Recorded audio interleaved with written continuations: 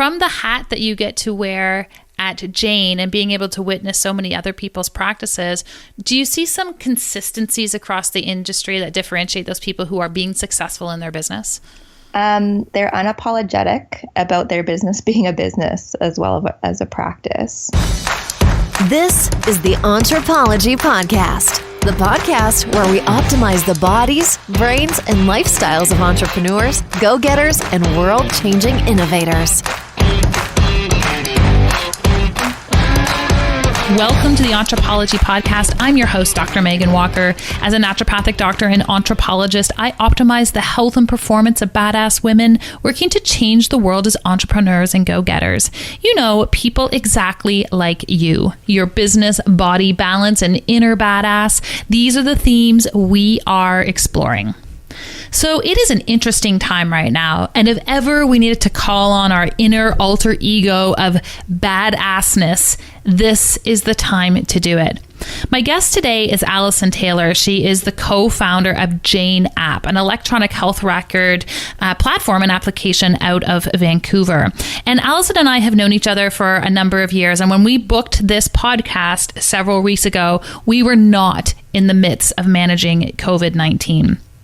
Over the last several weeks, there has been a tremendous shift in our industry as healthcare providers and her need to transition and pivot rapidly as a business owner.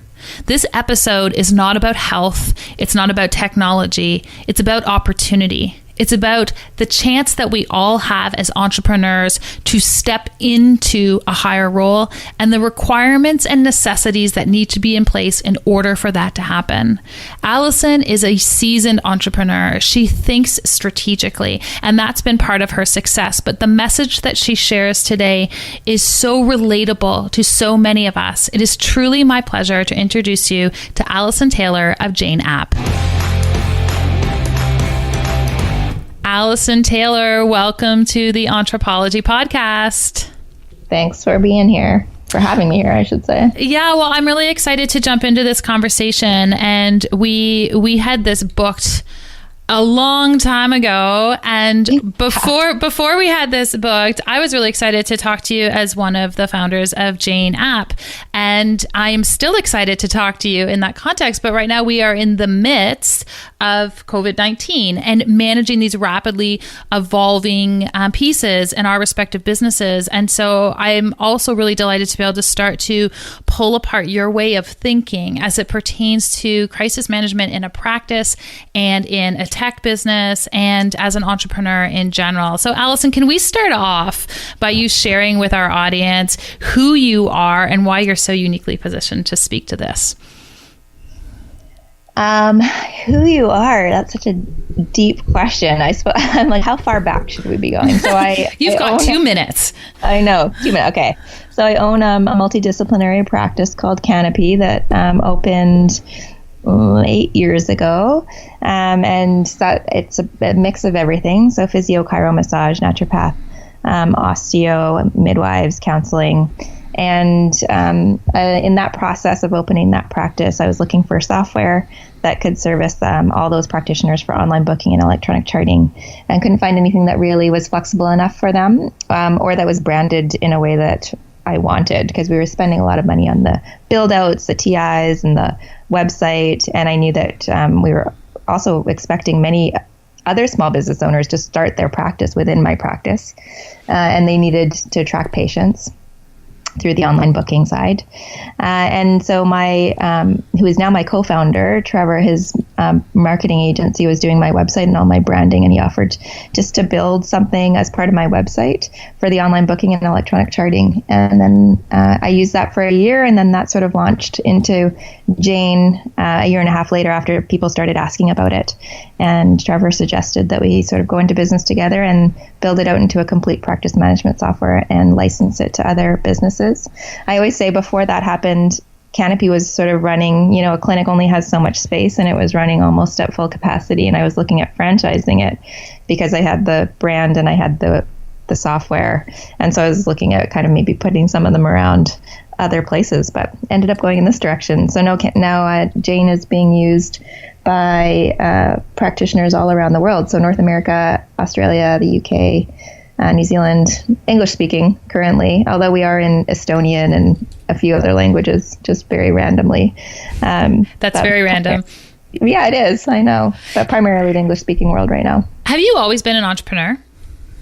You know what? I hated that label for a long time because entrepreneurs meant to me people. I used to say it was like people who would put their family in a boat and just sail out to sea with no idea where they were going. And I'm not that. I'm not that at all. I'm actually, I take calculated risks and small risks and maybe quite a lot of them over time, but I'm not the risk it all type of business person. And that was always in my mind what entrepreneur meant. But yeah, I like doing new things. So I think for that part of entrepreneurship, I really identify with. I like learning. My favorite thing when I first started managing a clinic was figuring out how an Excel spreadsheet would work. Like the best day would be I'd come home and learn something new about how my accounting software works so I could do a better job. So I don't like doing the same thing over and over again. So I suppose I have to be an entrepreneur in order to obtain that in my daily life.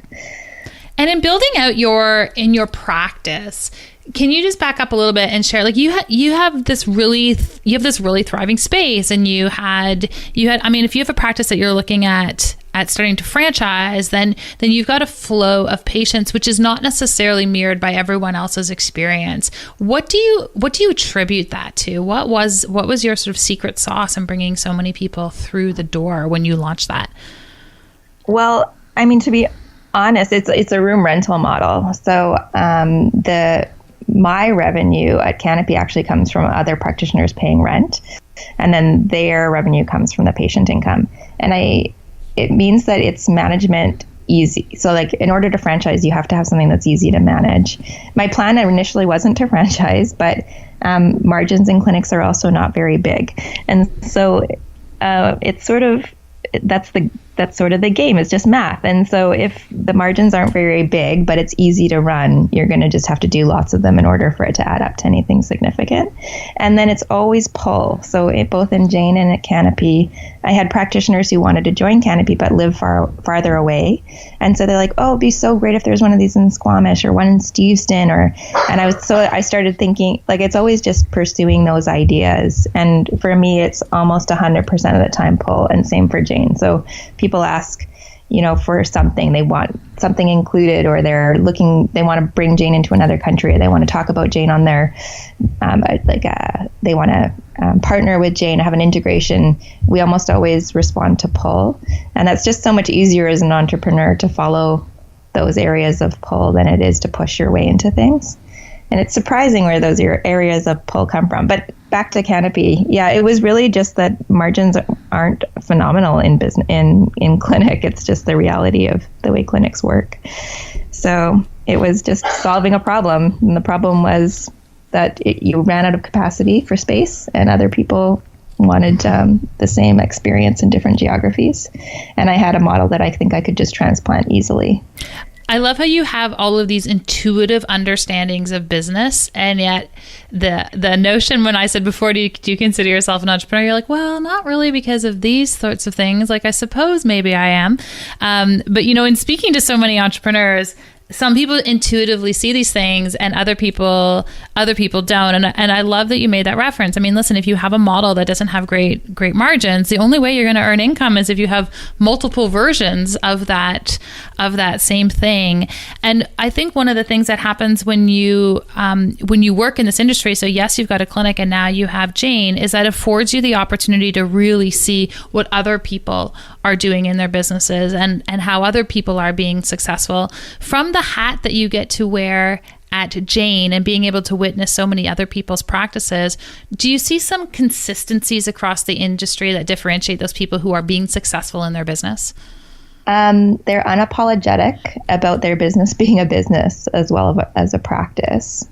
So some of my favorite people that I've ever spoken to about the business side of running clinics, I remember this one woman whom I adore. Her name is Diane Lee, and she's kind of a veteran in the physiotherapy world. And she's like, this is a business. This is a business as well as my practice, but I work hard for this. And so she's like, I don't do this for 3%. And I was like, I love that. Mm-hmm. I'm like, I don't know if I have actually approval to like quote that, but I quote it all the time because being a business owner, especially I think a female business owner, and I've learned this actually after clinic and now into Jane, is there you are taking a lot of risk being a business owner, and you're taking on all the bills and you're taking on the rents and the responsibilities, and it's really hard. You want it to please everybody, but they also don't have the full picture understanding you do. And this is what I'm even saying right now at Jane. I said, yes, we want to be as empathetic as we can to our customers, of whom I am one, but we also have to be responsible to Jane, like as a business and employees. And you have to find the balance. And sometimes from the outside, it can look different if people don't have all the information, and they're going to make judgment calls on that. And they're going to be noisy about it. So you have to be very comfortable that what you are doing is the right decision, even if people who have a smaller slice of the pie, like the picture, they can only see a fraction of it, have a different understanding. And so I think that's a lesson that took me a long time to learn. And one of the ways that I did that, and I tell people this, I chose one person in my professional life whom I really respect. And I just think if they're happy with my decisions, and then I took one person in my personal life, so my mother. So it's my mother, and then I have a board member on my board who is a lawyer. He's a tech lawyer in Vancouver, and if you mention his name anywhere to anybody, they just respond with complete respect. And he's very well respected throughout the community for his moral compass and his wisdom. And so I take these two people, and I think if they're proud of me, if they knew everything that I knew and they'd be proud of my decision, then I'm going to stand. Then I can stand behind it 100%, even when people who know less are giving you negative feedback, and that will come. That will come forever. There will never be a time that people aren't fully focused on just their perspectives, because we're all the heroes in our own story. So we also have to kind of respect the fact that where they're coming from is a place of less understanding, and then figure out if you can communicate to them, knowing what they're seeing, but also knowing what you know. It's challenging, but it's totally challenging, and I feel like it's something you need to practice. And I'm watching people's behaviors right now, and there's a ton of opportunity adjacent to the challenges that we are facing. And I feel like the biggest hurdle for so many people is the mindset and being able to step over the respective thresholds for these different pieces. And I love what you're referencing, because it's leadership, right? It's being comfortable with other people not always being happy with your response or your answer. Are you still tempted to get pulled into the needing to justify where you are at, or are you over that and you just manage the situation? I always justify wherever possible. I always say we're probably overly transparent at Jane. Like, someone will make a comment on a Facebook post and I will respond with like 2 paragraphs of like, here, let me tell you all the reasons why we're doing it this way. And I'll often say, I'm so sorry that you disagree with the way we're approaching this. And then I'll try to fill in the why. And even at Jane, at the company, so we have 110 staff or something, and we always explain the why behind everything. And we always tell everyone there is no point where you should be repeating something and not understanding why it's the way we're behaving, because you can't really communicate appropriately if you don't really get the heart. We call it Jane's heart too. We're always operating through Jane's heart, and if you don't understand the reason behind something, you can't really talk about it authentically. So I overshare. Probably I overshare all the time, because there's nothing really to hide, I think. But so I don't think it's defending myself. It's not being defensive. It's just being transparent. And I think if you've made those decisions, like if I've made a decision that I can stand behind ethically and morally, then I shouldn't have any problem explaining why I'm making that decision. So it's actually kind of a litmus test too. Is this the right decision? Like, could I defend this if someone asked me about it in a way that feels, authentic? And usually you can. Have you gone back on decisions you've made? Oh yeah. And was it the end of the world? No, I tell everybody, even usually before podcasts, I try to actually mention that I hold strong opinions loosely. And as soon as I learn new information, my opinion may change. But it's always because new information comes through that I didn't have before. And there's no way you can know everything. Like, think about the information the government's putting out right now about all the help that you can receive, it's changing daily. So we put out a small business response plan last week. Oh, everything seems like it's a month. Right? Every day seems like a month right now. Yes, I say that to my kids every night. How was your month today, guys? Exactly. I know my kids are supposed to be back at school today, and so I had them watch a French movie. Nice. I yell recess every few hours, and they have to either ride, like I have a stationary bike, and they have to ride it, or they have to go outside on the trampoline. I'm like, and then I'm doing all this while I'm trying to work. It's just every day is just madness. But anyway. So we put out the small business response plan, and a few days later, it was actually completely incorrect because new information came out, and so we have to update it and circulate. But that's how decision making works. That's how life works. So of course you're going to have incorrect opinions, or you're going to say the wrong thing, and then you might gain new information, and then you can change your mind. It might look different. What is your advice to other small business owners and clinic owners and associates and people whose livelihood has been rocked right now in terms of the step and the path moving forward? Because I think we were talking about this a little bit before it started, that there's really sort of two camps. There's that, oh my gosh, I can't do it. I'm putting my head in the ground. And there's other people going, wow, I'm actually going to lean into this. I think there's some real opportunity. What's your advice to the general landscape as people are trying to navigate this rapidly evolving situation? It is changing very, very quickly. And I think natural personalities are going to play into this, whether you, like, as I was saying before, I like learning and innovating and change, but there's a lot of people that just want their day to be the same every single day. They want to know what to expect, and for them, that's their happy place.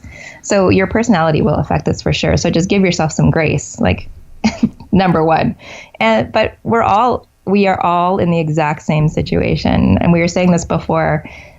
We've seen, especially in the tech world, many tech companies, they operate in this very odd way. It's not small businessy at all, where they raise a ton of money and they go into something, they go into cash burn. So they spend more than they make, and they have something called an end cash date where they're going to run out of money, and they have to raise money before that point. So in the normal world, we often see companies running out of money. And that to me is like the most stressful situation, because you're in that alone. Like, that's your own business. You're just doing that. You've made decisions that have made that happen. But in this particular pandemic situation, it's not even just your profession. It's not even just your community. It's our entire country. It's our entire world. So the response is going to be very different. And everyone is supporting everybody. No one has the same business as you, but is thriving down the street. Like, we're all very much in this together. And there's going to be money and capital that starts to flow next month, and it will change every day how to access it and what it looks like. But I think panic can hurt, because it puts you into this state of ineffectiveness. It freezes you. And so just finding a few places of like information that you trust, and then just take one step every day. Like, people actually often ask, how did Canopy start and how did it end up at Jane? And I'm like, you just take one step every day. You take that one call, or you say yes to one meeting. And it's the same here. We're just, okay, well, what's the one thing I can maybe apply for, or one piece of information I can look up? But it does feel like small steps do get you somewhere, even though they're small. Well, yeah. And it was funny. My kids were watching a program this morning. It was educational, but they were being taught by the television this morning, and they were talking about laws of physics as it pertains to motion, and they're like, it is a law that if something is not moving, it doesn't have a tendency to ever really move again, and things that are already set in motion have a tendency to be able to continue to move. And I was like, oh my gosh, it's just the most perfect analogy for where everybody's at right now. Just even those small steps, at least you are in motion. I would love for you, Alison, to just share with everybody. I mean, you run a company that provides electronic health records to practitioners, but I know you guys also in the last week really leaned into the needs of your practitioner community and the opportunity that was on the table. I would love for you to share a little bit about what it is that you guys offered in the last week and what it took to be able to step up as a team and make that happen so quickly. Yeah, we launched a telehealth feature, which I've been calling not just a young feature, but a preemie feature. It really was born well before its due date. So when we're talking about it, and this is what I mean with transparency and communication. So this is how we talk to our support team. We're talking externally about it in this way. There's some work needed just to get it up to newborn status. So, it works right now on just Chrome on computers, but by the end of the week, we're looking to have a native app submitted to the App Store so that we can have support for iPads and iPhones. But all of that stuff normally would have happened before we ever launched it. We never would have launched it with such little capability for device and browser support. So right now it's basically Chrome to Chrome on a computer or a desktop, and it works on Android phones. So we just scaled it way back, and we'd been building the infrastructure for a while, which is we used to be called Zane Chat internally, because that was our developer's name, Zane, who was working on the whole the background part. So we still all call it Zane Chat. The whole team worked, honestly, 18, 20-hour days, which we don't normally do. We have a very clear work-life balance rule at Jane, where people work their 40 hours and we don't expect people to work beyond that. But that all went out the window, and this is what happens. It's crisis management. So we knew that our practices were going to have to shut down, or that they were going to need a telehealth option. So we wanted to offer it for free, because some of the other options they were going to have to pay for. So, the team just rallied, and they've been just such rock stars. So we also had to put together, training material. The support team is having to explain it to people. We're having to take all the feedback about what is and isn't working and improve it over this last week and moving into the next week. But they have been just rock stars. It's really phenomenal. But there's no way without a team any of that could have been accomplished. So, and a team that was really behind the vision, and that's part of running Jane through Jane's Heart for the last 5 years, is that you create a team they'll work really hard when the time comes. So I take credit for it. They've done such a good job. But I think that's what we're seeing right now is there's such incredible stories of teams coming together where everyone is rallying, everyone is committed to the bigger vision of what it is that the clinic was about, or the small business was about, or whatever it happened to be. And in some instances that hasn't been people's experiences, but the overwhelming view there is that, this is an opportunity to really start to clear out the energy that's not going to move you through this next phase, and add new people and add new energy into what's possible moving forward. What do you think is possible moving forward? You're someone who bridges the gap between an in-person type business and an online business. Where do you think we're going to land in terms of the evolution of business generally? In healthcare? In healthcare, we can speak to healthcare specifically. I think the landscape of opportunities is shifting across all sectors. Yeah, well, we're experiencing it in two ways. One, our entire team is obviously working from home. We made that call over 2 weeks ago, and it felt fun. Oddly enough, we made that call on a Thursday, and then by Monday, I think it was sort of everyone was mandating work from home. But on the Thursday, it felt very early. But 5 days later, it felt like, of course, that's the decision you would have to make. So we're all working remote. So we're experiencing the change that way as a business, which, of course, is, we're a tech company. So working from home, it was already something that was not hard to do.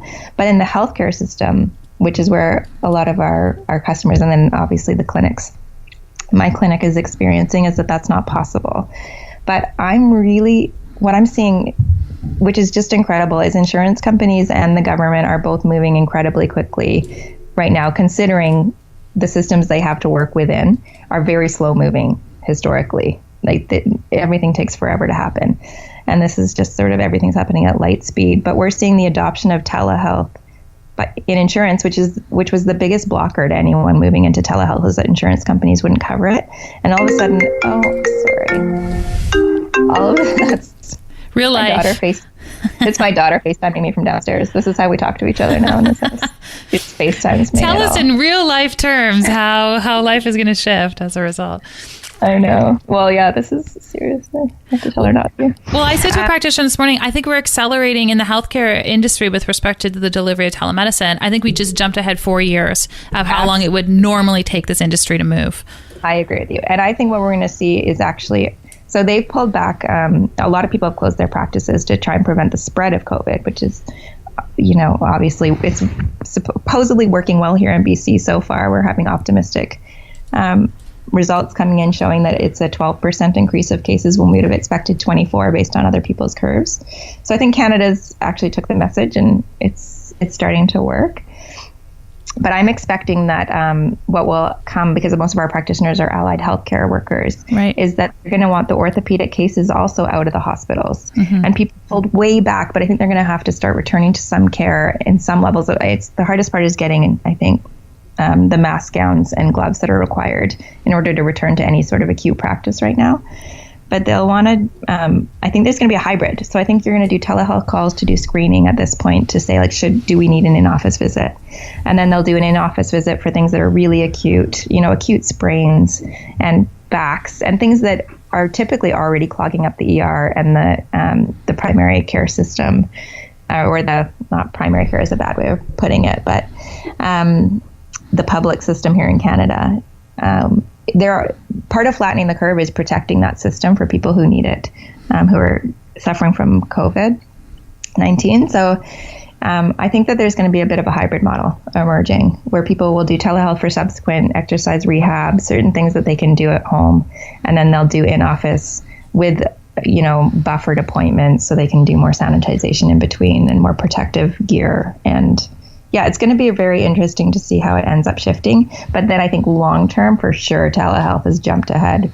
I would agree, probably 3 or 4 years in implementation and the way that the insurance company is going to handle it.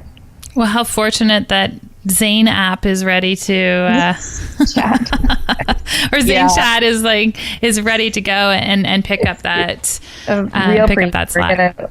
You gotta catch up there on some, but the teams they're working hard. I think right now 80% are saying success, and then some are still struggling with getting their video working. But of course, it's a mix of just dealing with everyone's learning a new system. Technology is not easy for healthcare practitioners or for patients. The average person isn't super amazing at figuring out their technology. So, there's a lot of different avenues to where we can find improvements, including just making it easy for people. For sure. And I think that's just it, is that right now, I mean, what a really cool opportunity that you were able to get this out the door at a time where you would really be able to maximize adoption and feedback. And also consumers and practitioners are probably slightly more forgiving than they would otherwise normally be. And I've referenced... Right. And I've referenced this quote a few times this week. And when I was growing up, on the bathroom wall, we had this picture of Stephen Leacock, who's a Canadian author. And I'm not sure the quote was originally from him, but in this moment it was attributed to him. And it was that I'm a great believer in luck, and I find the harder I work, the more I have of it. And I feel like what you guys were able to pull together in the last week is really a perfect example of, it's easy to look back and go, well, Jane was so lucky they had this thing. But you had put in so much work that when you needed to pivot on a moment's notice, you knew how to work together as a team. You knew the industry well enough that you were able to give them an offering that they would benefit from, and you knew how to communicate an imperfect offering at an imperfect time. I think it's just such a perfect example of what is possible in the face of a really challenging time. So congratulations. Oh, thank you. We're hoping that that it continues to improve. I think it's hard when you talked about the other entrepreneur traits. I'm not a celebrator, and all I ever see is where we can keep improving. So I'm already past the point that it's out there. Now I'm like, it needs to get better. So right. It's hard to look back as it's great. I'm so glad it's out there and helping people, but I'm also like, oh, we got to get that up to 90-95% success. You're already looking at all the places where you can improve. So we have to try very intentionally to pause and celebrate, because it's important to do so. Well, yes, and I'm going to put my clinician hat on. I think especially in this, where the world is at right now, when we have an opportunity to celebrate wins, big or small, I think it's a really poignant reminder that we should just take a few seconds and do that. Yeah, I'm reminded to do that for the team and for my kids. I live in the present, very much in the present. And again, this comes down to personality. Just people are very, very different. So if things happen in the past, they're almost immediately forgotten. I'm just like, okay, done. And I'm very excited about moving on to the next challenge or figuring out the next. I'm a problem solver. Like I love puzzles and figuring out the best way to do it. But you mentioned before building in, and luck is only there if you've done the work as well. And I was just thinking about that too with we talk about that with our customer relationships because we really value being relational. So I'm like, when people are sending emails, I'm like, these are people, these are human beings. So you need to talk to them like, like that. Just imagine like you're explaining this to your friend. How would you talk to them? Because these are humans. And the work that we've put in to build relationship with our customer base, I think up until now, is also part of the reason why they're willing to try something that we're putting out there, or they're willing to give us some grace. And so I agree with you. Everything that you're doing at every point in your business is contributing to a moment in the future that you might need that. So I agree. Hard work does create things that appear lucky to people, again, from the outside who have a smaller view on the whole. Absolutely. Okay, Alison, I think we need to transition the interview. We have a section at the end of our interviews, and I call them our KPIs. So just like we have key performance indicators in our business, I believe that we have them in how we live our lives as well. So I've got a few rapid fire questions for you coming your way. You ready? Okay. Yeah. No math, not to worry. First do I need one. To phone a friend or what's that? I need phone a friend or yeah, you've got lifelines that you can play out here if necessary. Pardon? Is that show even still on? Maybe I'm still dating I don't myself. even remember what show that was, but I know exactly what you're talking about.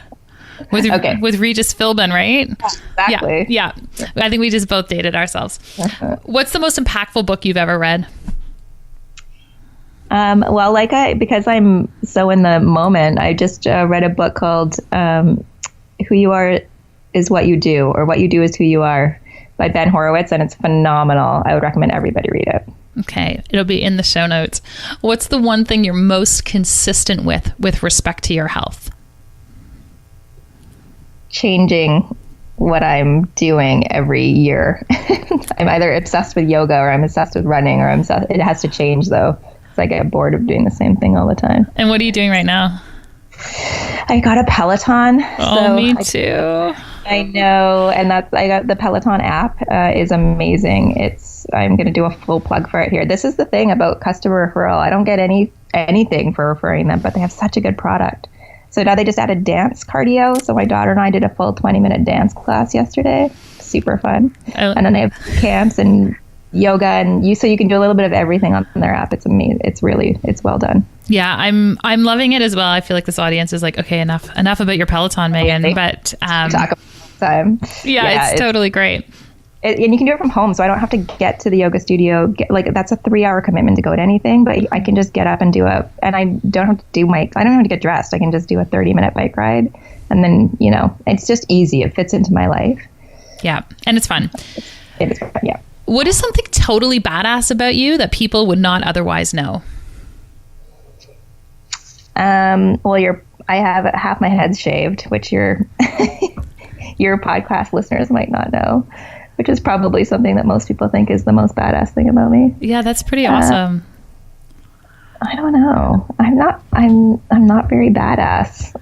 I had to do an insurance application form, and they were like, have you ever done like skydiving? They just listed all these things, and I was like, no. And by the end I was like, you're really making it feel like I just haven't lived. And he's like, don't worry, you're very insurable.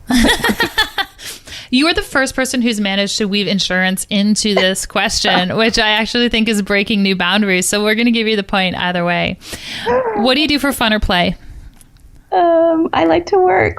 I always say work is my fun and play. And then I love my kids. I own 2 things, and exercise. So that counts for work and play are all the same to me. It's all one thing. And how fortunate. And my last question for you, Alison, and we kind of alluded to this before, entrepreneurism, are we born this way, or do we learn to become entrepreneurs?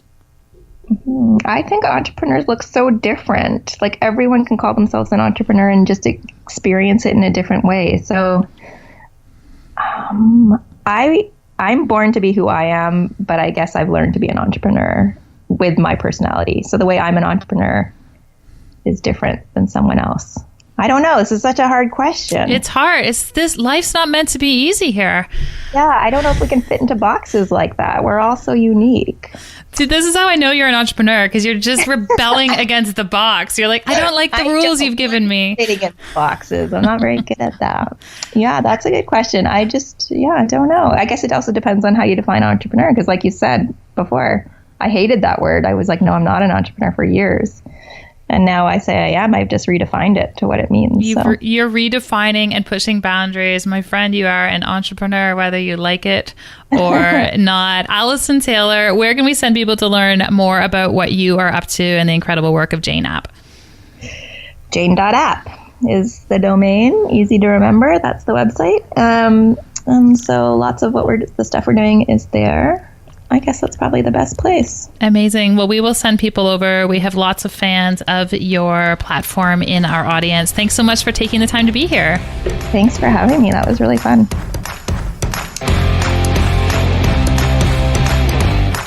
The Entrepology podcast is about leveling up your mindset, your health, and your business so you can maximize your impact in this world. To that end, we're going to begin with a new series of offerings to help you have that impact you've always dreamed of. Over on the Entrepology podcast page, we're going to start doing live broadcasts of episodes. Sometimes these will be solo episodes, and sometimes these will be with guests. This is your opportunity to interact with us live as we are recording your favorite episodes. Adjacent to our Facebook page, we also have the Entrepology Collective, a free Facebook group with hundreds of fellow entrepreneurs just like you.